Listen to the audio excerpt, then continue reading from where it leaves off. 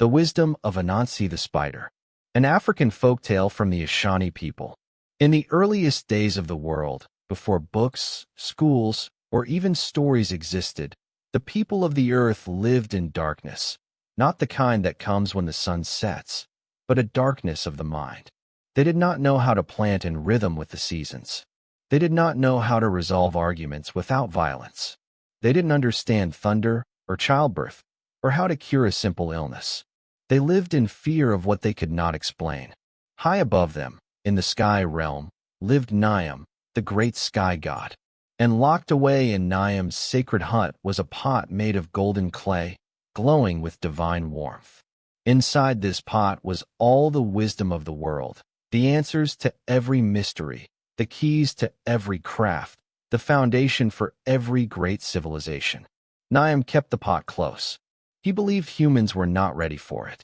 But one day, a small, clever spider named Anansi spun his web all the way to Niam's throne.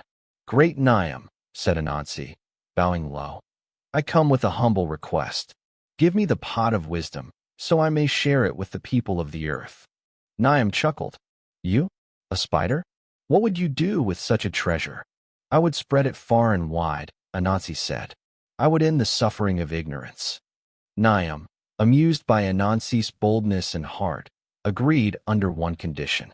"If you can catch the four most dangerous creatures in the world and bring them to me, then the pot shall be yours."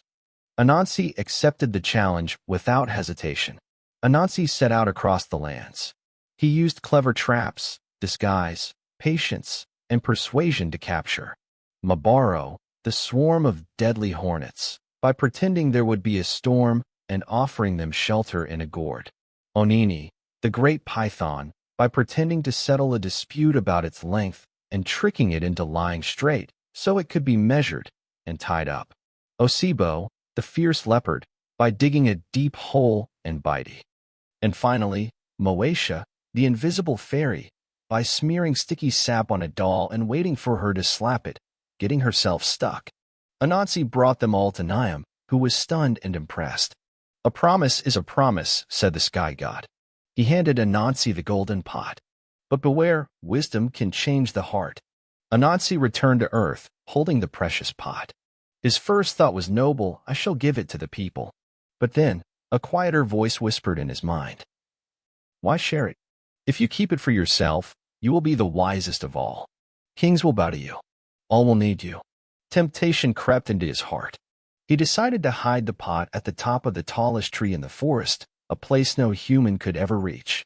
He tied the pot to the front of his body and began to climb. But it was slow and awkward. The pot swung, hit branches, and nearly slipped from his grasp.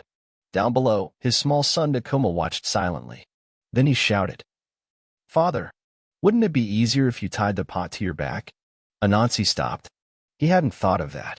He moved the pot to his back and immediately climbed faster and steadier. Then came the moment of realization. He stopped climbing. His many legs trembled. "How can I possess the entire world's wisdom," he whispered, "and still be taught by a child?"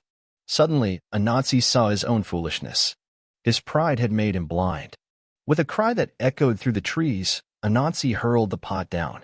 It shattered against a stone, and its golden light burst into thousands of glowing pieces. The wind swept them up, scattering them across the earth, into the rivers, the roots of trees, the fire of stars, the dreams of sleeping children. Since that day, no one person has all the wisdom. Some wisdom lives with elders, some in the words of a child, some in the dance of fireflies, or the cry of a mother, or the silence of the mountains.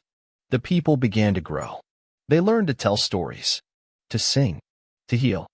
And Anansi, who once tried to keep wisdom for himself, became the world's first storyteller, weaving tales across generations, across lands, across time.